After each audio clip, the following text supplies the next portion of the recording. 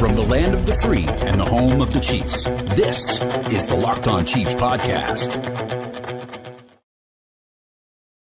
Welcome in, friends and neighbors, Chiefs Kingdom around the world, to the Locked On Chiefs podcast here on the Locked On Podcast Network. That means your team every day for free on every platform, starting here on YouTube, where we'd love for you click that like, become a subscriber, click that sub, and get over on the notifications so you know when we do something live. This show is pre-recorded, as our normal live schedule has been interrupted, but we appreciate you joining us today. You everydayers, we appreciate you, and we know that you're here for it because we're here 5 days a week, and I know you are too. We have a great show coming up for you. We very much appreciate Gametime because we are brought to you today by Gametime. Today's episode and the whole show. Download that Gametime app, get yourself an account, and use that code Locked On. You're going to get $20 off of your first purchase at Gametime. We are going to run it down. He is Chris Clark from Chiefs Corner, the guy that's going to give you all this QB stats, the analytics that you're looking for, particularly the capology. It's about to be a very busy couple of months for Mr. Chris Clark. I'm Ryan Tracy, the founder of Rogue Analytics and Performance Consulting, the home of the athletic matrix that gets you ready for the draft class and all the athleticism metrics, as well as NFL33.com for all your team building and draft needs, as well as RGR football on top of that. We are going to get down to what comes next for the Kansas City Chiefs. Chris Jones's future. What's it going to look like? How is this going to unravel? What has to happen? That's coming up later in the show. In Spags We Trust. The t-shirt says it all, but we're going to tell you just how different that is for Steve Spagnuolo versus another coach around the league and what the extension that he just got means. And we are also going to take a look at the guy that drives the bus, stirs the drink, whatever you want to call it, Patrick Mahomes, and his drive towards a possible repeat. But before we get started, we have to recognize that something terrible happened today when it was meant to be a celebration for the Kansas City Chiefs and for you, Chiefs Kingdom. We cannot forego that. We are not investigative journalists, and we don't have all the information. But one thing is true, that you and we are united in the fact that this is a terrible event, should never have happened, especially on a day when we're all there to celebrate what the Chiefs have just accomplished in record fashion. We cannot solve it for the victims. We cannot solve it or make sense of it at this point. We have to just say that our hearts and minds are with everybody involved. Everyone was there that had to deal with it. And I hope that you're hugging your loved ones closely tonight as we move on and try to take another look at, again, what has been accomplished that we should be focusing on. Now, there's no good way to segue from that except to put my hat back on and get back to talking ball. And I think that that's something that we're going to have in common with a lot of folks around Chiefs Kingdom, and particularly about the team. And nobody epitomizes that more from the second this game ended until its conclusion. And this Super Bowl was so unique. We're going to break it down for you, folks. We're going to go in depth over the next week or two in how many things had to go right and what the situational plays were, who stood out on X play. We're going to dig into the weeds with you. So join us. Make sure you're subscribed because it's going to be the most depth that we've gone to on any one Super Bowl. And hopefully we'll get to do that again as well. But from its very conclusion, I mean, like the second it was over, Patrick Mahomes was ready to start talking about the bigger picture. And that bigger picture, the only way to get there is to do something that's never been done before, and that is to three-peat. It's tough enough. I don't know how you feel after this game, Chris. It's tough enough to do it twice, back-to-back. Unlike what I said yesterday, is a feat that I'm having trouble wrapping my head around right now. It's hard. I mean, you look at it, and we've talked about this a couple of times already about the length of time that they're having to play, the length of time that they're in season mode, the wear and tear that it's going to take on their bodies. And yeah, you can take a couple months off and they'll have a couple months. They won't start, really their training program until April or May. So they can do that. But I mean, they're going to be working out. That's just the way things go in the NFL. You're not going to stop working out because it's not the season. But it's a grind. It's a huge grind. I mean, you're talking about a full another month of football, with the 17 games. And luckily, most of the star players got a chance to have a little bit of a break before the playoffs started. But you still have other guys that didn't get that chance. So, looking forward, looking at what Mahomes is talking about and looking at the dynasty talk and looking at the three-peat. I mean, It has never been done before. This league is supposed to have parity. This league is supposed to be a situation where, you don't have the same teams in the playoffs and the Super Bowl every year. You usually have a pretty decent amount of turnover in the playoffs. And they still kind of do that to an extent. But the reality is that this is a quarterback-driven league. And as long as that is the case, which I don't foresee it changing in the near future, the Chiefs are going to be at the top. The Bills are going to be up there. If Joe Burrow can stay healthy, they're going to be up there. Any of the teams that have one of the top 5 QBs or close to a top 5 QB are always going to be in the playoff hunt and always going to be looking at the Super Bowl. Lamar Jackson, I should throw him out there as well. But at this point, you have the best QB in the world in Patrick Mahomes, and he's ahead above everybody else. He really is. And you're right. It's a difficult task. It's just not just on the field, although I appreciate Mahomes' focus on what that historically would be, to be the first team to accomplish that. But it's so difficult, and there's so many things that can distract you or pull you away from that. It reminds me, as a kid growing up, we used to try to tightrope walk across split rail fences. Well, when you fall off of a fence from that height, especially if you're around horse property, you're going to get hurt. It's not going to be comfortable falling off of that ledge. And that's the same thing here. It takes a focus. And I think the thing that stands out for me, not just in what we saw post-game on the podium and all that, but what we've seen since, is that Mahomes is going to drive that. And he's going to be, much like he did last year, set the precedent, set the expectation, and put the goal out there as something they want to accomplish so that everybody gets behind him and they all pull for that same thing, knowing they want to get back to another podium. The bigger thing that it really takes isn't just, hard work is going to be one thing, but discipline is the other. Not staying humble, not letting it get to your head that you're now back-to-back as Super Bowl champions. Like, you can't allow that to seep into your thought process, because if you get to a point where you get ahead of yourself and you think, oh, well, we can't be beat, or we're going to go back in Three-Peat, it's automatic, then you don't work as hard. You always have to have hunger. You always have to have drive, and you always have to be trying to be the best. And that's exactly what Mahomes does every single time he goes out there and he practices, or he is working out with Bobby Stroop, or anything else that he does, working out with the wide receivers in Texas, which I'm sure there's going to be a ton of this year.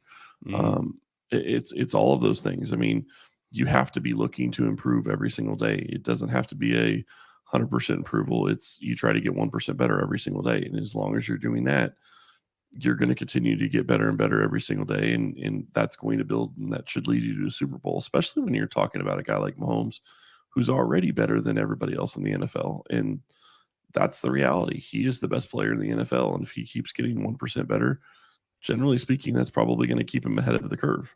The one thing that I will say is he always has something to focus on every year. And I'm really curious to see what it is this year, because he doesn't have a ton of holes in his game right now.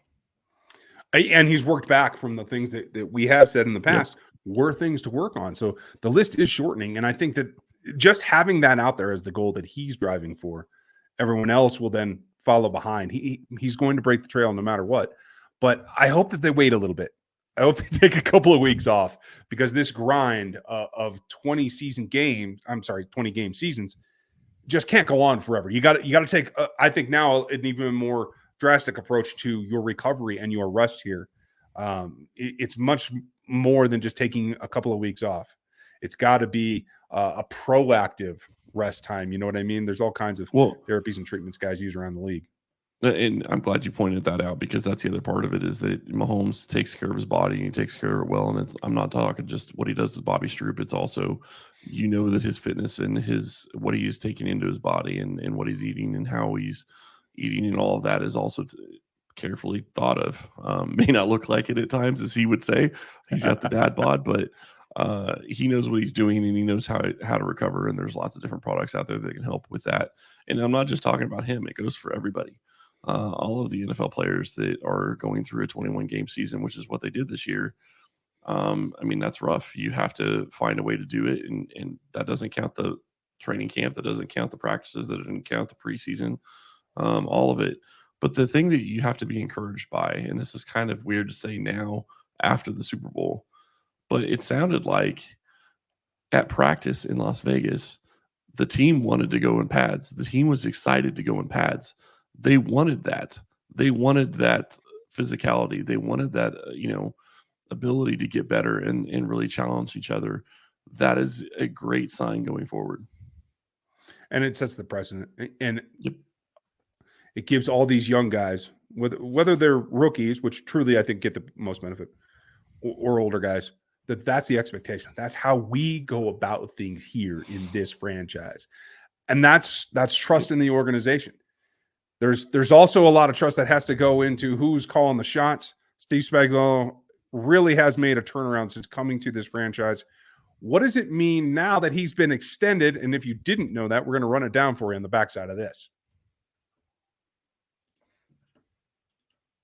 This next segment is brought to you by our sponsor, BetterHelp. Sometimes we all need the opportunity to get something off our chest. Big or small, certain things can really start to get to you. It's important to let that out, especially to someone who's unbiased on your life. So today I want to say how I really feel about something. You might be thinking about the same thing this week. I am super excited about this Chiefs team. Back-to-back champions is something that you haven't seen in almost 20 years. They are now on their way trying to get to a three-peat. That would be fantastic. And they have the best QB in the NFL. They're in a situation where they should be able to have a great chance to dominate next year and get back to the Super Bowl and try to win their third in a row. Therapy can be different for everyone. Most of us have bigger problems than our favorite sports teams, and it's important to get things off your chest every once in a while. If you're thinking of starting therapy, give BetterHelp a try. It's entirely online, designed to be flexible and suited to your schedule. Visit BetterHelp.com/lockedon to get 10% off your first month. That's BetterHelp, HELP.com/lockedon.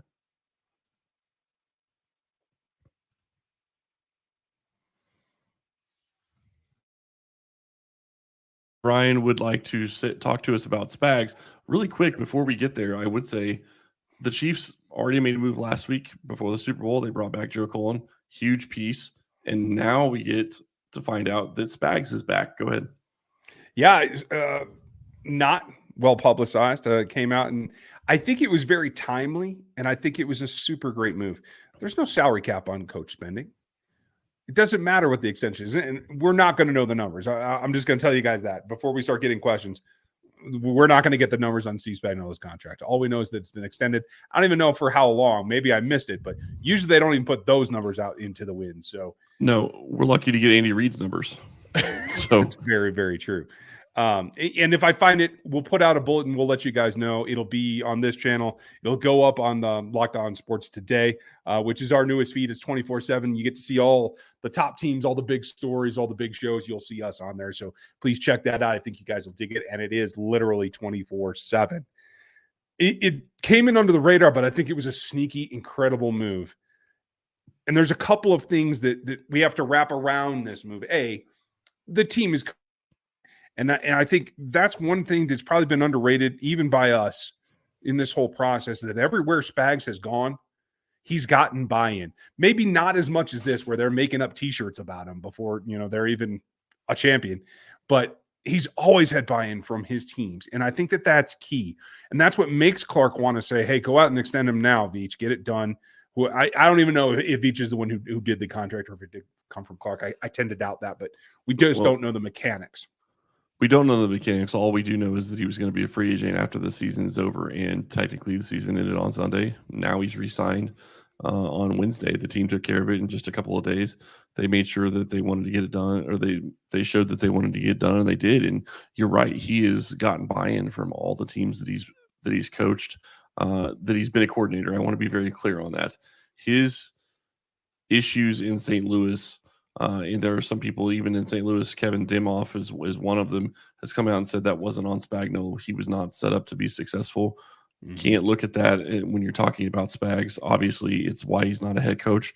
And I want to be fair about it. It's why he's allowed to stay in Kansas City as long as he has. Because when you look at what he's able to do as a coordinator, he stopped the Patriots when they were undefeated. He stopped some of the best offenses that this league has seen year in and year out. And he continues to show that he has the ability to continue to evolve. And the thing that I'm most excited about is, yeah, he's a great coach, don't get me wrong, but his players absolutely adore him. They love Spags, and he loves them too. And he doesn't want the credit. He doesn't want to be the center of attention. He hated the T-shirt, but it is fantastic. They've got him signed on a long-term deal. It certainly is. And that all is because it's great to have admiration and love for your teammates, the guys that you work with every day, but it also helps you get the best out of those players. It's a smart move. It goes towards not breaking up the band here as, four Super Bowl trips in 5 years. It's not just the wins. Yeah. It's that condition. It's the fact that you've evolved, and you have to take care of that. You have to nurture that. And I will go this far as I will say, even had the Chiefs been unsuccessful in this comeback on this team, and if San Francisco had won that Super Bowl, and the Chiefs are in another situation as they were with the Bucs, where it's just that short, I still think they would have re-signed Steve Spagnuolo, and I still think they would be justified in doing so. Yeah, and we're talking about Spags, but we talked about Colin earlier. They re-signed him. We're also lucky to have Dave Merritt. I mean, this defensive staff is phenomenal, and they definitely have a lot of experience, and that's something that you're not going to be able to get elsewhere. And one of the things that really makes this stick out even more is you find out Spagnuolo gets a extension today, and the team that the Chiefs faced in the Super Bowl actually fired their defensive coordinator today, which to me, I'm sorry, it's a gutless move on San Francisco's part, and he's a scapegoat. Absolutely. This is Kyle Shanahan looking to deflect blame. And I don't know the inside workings of that. I'd love to get with Peacock and Croc again, and we can go over that. But from the outside looking in, that's the only explanation. Yeah. Yeah, right. Peacock and Croc were calling for it, or I guess they were expecting it. Maybe they weren't calling for it, but they were expecting it. And I'm sorry, it's gutless. You have one of your best players go down on defense.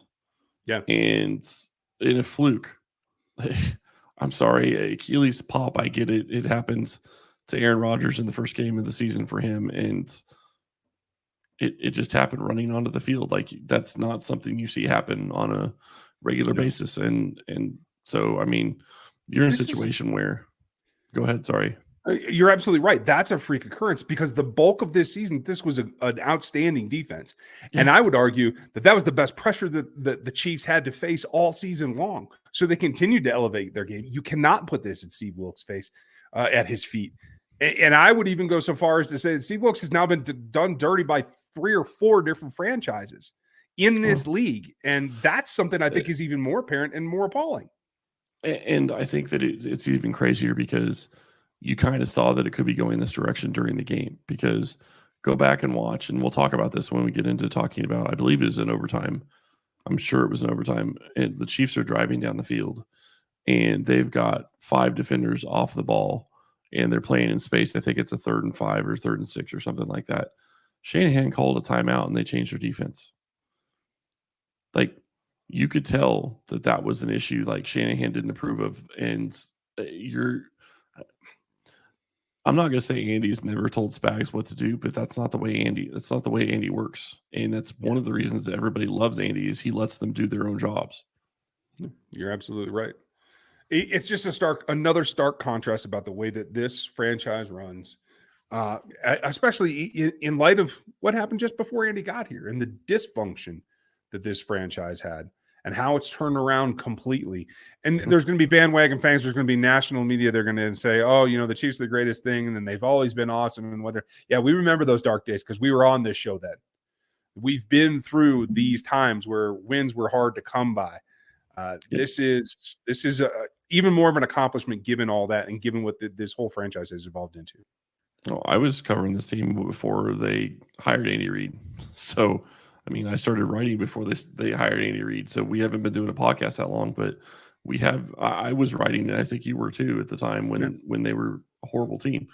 And shout out to all of our friends who were with us on the Check With Me podcast back in the day before we were locked on. Right. Right. And it's funny.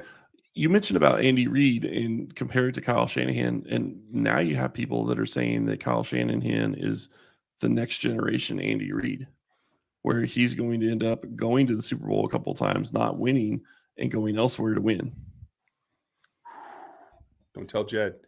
That's going to be a tall order. I think we're going to have to see how that plays out, and it'll be some of the ramifications that we talk about on the upcoming shows as we dig deep into this Super Bowl victory, how it happened, and really, really take a look at some of the details. This will come up for both teams. Obviously, we'll be focused on your Chiefs, but as we always are, we're going to cover it from 360 degrees. What we're going to do next, though, is get into the future state, not just with Mahomes and Spags, but with your guy, Chris Jones. Had a little drama last offseason. We're going to be real about it. But on the backside of this, we're going to talk Chris Jones' future here on the Locked On Podcast Network.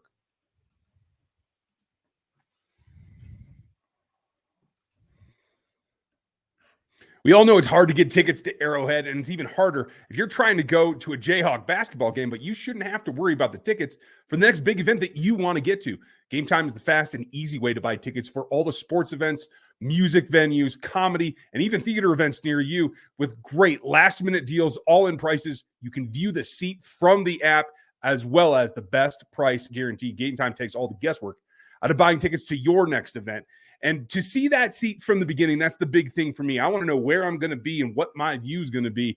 It's the best feature out there, all-in prices, no hidden fees, all up front. It's a great deal that you can check it out, and you can buy tickets in seconds with just 2 taps. So take all the guesswork out of buying tickets with Gametime. Download the Gametime app, create an account, and use our code LOCKEDON for $20 off of your first purchase. Terms do apply, but again, you just have to create the account and use the redeem code LOCKEDON for $20 off of your first purchase. It's the best way to go about it. Gametime, get it today. It's last-minute tickets, it's lowest prices, and it is guaranteed.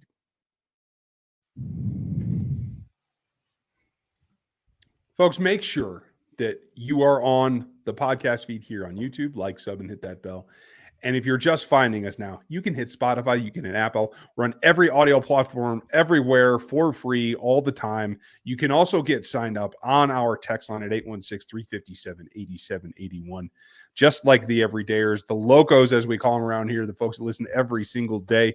We appreciate you, and we're always looking to have more folks join us in that session every single day. One guy that kind of gave us a loop last season was Chris Jones. He missed a few days, but we're going to forgive him after this. It sounds like everybody has. Before we talk about his future, I just have to say, I was petrified and smiling at the same time, but I don't ever want to see Andy Reid jump on top of a player again. Okay? I can understand that. And somebody needed to help Andy Reid up, and then they all helped Chris Jones up. So there you go.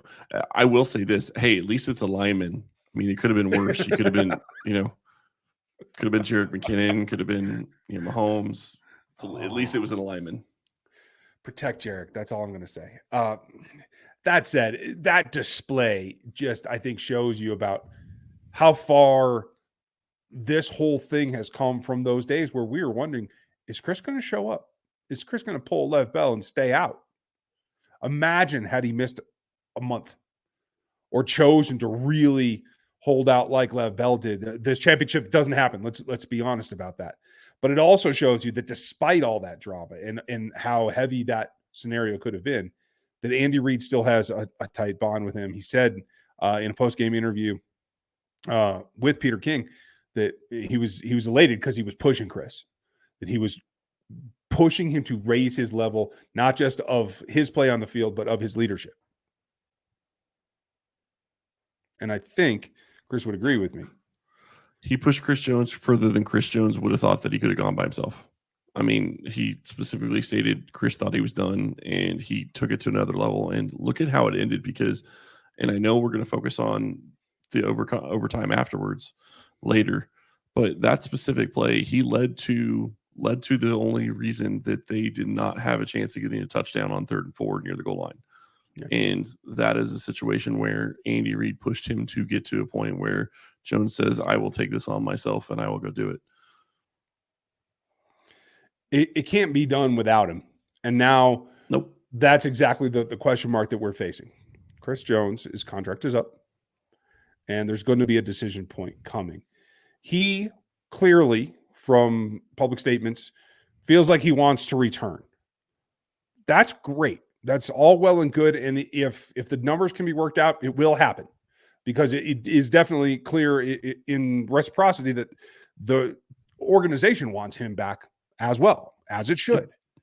But there's a few things that have to happen before that. And it's not all math. My first thing, and I don't know when this would happen. It should be tomorrow as far as I'm concerned. Chris Jones needs to change his representation in order to get this thing done. I don't think it can be done with his current agents, the Katz brothers.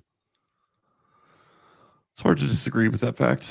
I understand they want to get him paid. I understand that he wants to be paid, and I have no problem with either of those issues. But I don't think that those agents have his best interest at heart, because they lost him tens of millions. Or they lost him $10 million easily. There's no reason why he should have had to have a void year type contract to give him a chance to make back some of the money that he would have made if he would have signed a long-term deal. They were offering him guaranteed money, and he turned it down. I from what I saw, and this was just a couple days ago, the contract he was offered was 2 years, and it was all guaranteed. That is unheard of in the NFL, especially for anybody that's not a QB. Yeah, and I know we covered it in depth, and you ran us through all the numbers last year. Some of those numbers will change just because the tag amount will change, and obviously the cap will get 32 million. Is it? Okay, so you've already done that work, folks. We will break it down for you after we get through with our Super Bowl run. One of the first things we'll talk about in free agency will be Chris Jones and the capology that needs to go into it. And I know we're focused on Jones, but the other reality is, and I would say this is almost 1B for the Chiefs and Jones. They got to make a decision on Snead. And I know Jones has to come first. He does, but you have to figure out, okay, if we give him this, are we going to be able to keep both? That's your decision that you have to make. I agree. And what I mean by that is the decision on Chris has to be first, not that they have to get him signed first. Yeah. Whether you're going to try to do that or not, I think has to be the decision point. And if he gets if he gets different representation, I don't know the Katz brothers myself. I think that greases the wheels a little bit more, because he did feel, and he has mentioned several times through this season, that he had to make up for that money that he lost. So he does, I think, feel the impact of it, and does know that he doesn't have to push to that top dollar. He doesn't have to beat Aaron Donald money to still get himself handsomely paid, set up for the rest of his life, and get a chance to run it back for a three-peat. I think that's an important fact. And so once the agent's in place, and I sincerely believe this is not to run down one agent, but I don't think the bridge can be unburnt at this point. So that's one thing. But then it's about creating the cap space, something you are definitely knowledgeable at. And we know the rumors about Patrick's contract being possibly reworked right now. Is it a direct correlation in your mind? No, because the reality is it doesn't matter what you pay Chris Jones. You don't have to have a huge cap hit in year one, and he won't. They could give him a 3-year deal, and it's going to be a little bit higher than normal, because you're doing a 3-year deal versus a 4 or 5-year deal with less time to spread out the signing bonus. But it still doesn't have to be $25 million a year. It could be, it could be 15.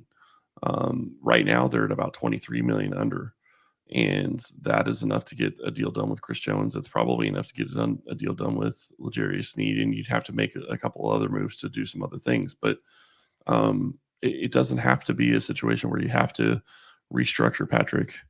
And I said this, I think, after they won the Super Bowl, when we started looking at what do they have to do for 24. I wonder if they're going to look at it as an organization, say, okay, we want to chase something that's never been done. What's the best way we can do that? And I'm going to have some stuff on Chiefs Corner over the next couple of weeks talking about how do you free up as much possible cap space as you possibly can. So that's going to be cutting some people. It's going to be restructuring some deals, lots of different things in there. And I don't think there's going to be any wild moves, but there's definitely a couple of other things that they could do, extending one or two guys. And I do mean extending, not re-signing. I want to be clear on that. Yep. They could bring cap numbers down, and then you talk about re-signing guys for other contracts. But the reality is with Jones, he's piece number one. Then you have the rest of the defensive pieces that played into this Super Bowl run that sounds like a lot of people want to come back as well. Yeah. And coming up, we're going to run down the rest of the free agents. Obviously, Chris is job number one. And we'll talk about everything that follows after that coming up very shortly here on Locked On Chiefs before, and maybe even before we get into the Super Bowl recap, which will be an extended deep dive. Do not miss that. Be with us for that whole series. We're going to take our time and enjoy it. I hope that you guys will too. Thanks for being with us today. We very much appreciate your continued support. We know it's moving into the off season, but this is where next year's Three-Peat roster gets built. So do not miss it. I'll have everything on the draft. I'll have all my film work, all the analytics. Chris will have all the capology. We'll do it all from soup to nuts until the day that training camp opens. You will find us here 5 days a week, plus always on all the audio feeds on YouTube. You can get us on the text line at 816-357-8781. We appreciate your time. Enjoy your night and your family, and we'll talk to you tomorrow.